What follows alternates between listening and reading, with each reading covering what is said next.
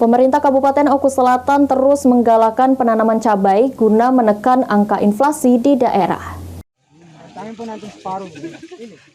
Sektor pertanian dan perkebunan terus dikembangkan di Kabupaten Oku. Jika sebelumnya pertanian karet dan sawit menjadi primadona, namun saat ini sektor pertanian sayur mayur juga terus digalakan. PJ Bupati Oku, Teddy Melwansyah, terus mendorong masyarakat untuk menanam cabai dan sayuran lainnya untuk memenuhi kebutuhan masyarakat lokal. Upaya ini dilakukan agar angka inflasi di daerah dapat terus ditekan. Menurut Teddy, selama ini kebutuhan cabai dipasok dari daerah lain sehingga pasokan cabai cenderung tidak stabil. Namun saat ini para petani di beberapa kecamatan mulai menanam cabai dan bawang dengan hasil yang cukup baik. Salah satu penyumbang inflasi di Kabupaten Oku adalah cabai, bawang merah, dan lain-lain. Nah, makanya kami bersama teman-teman ini menggalakkan bagaimana ke depan Oku paling tidak bisa memenuhi kebutuhannya sendiri. Kami minta tolong nanti teman-teman media juga untuk bantu untuk mempublikasikan ini, mengekspos ini, bahwa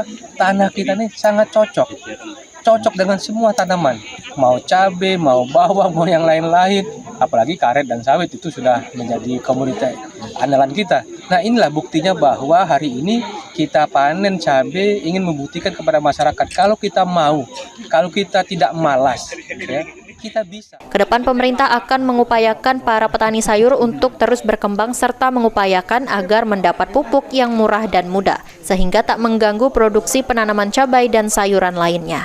Ari Pranika, PAL TV.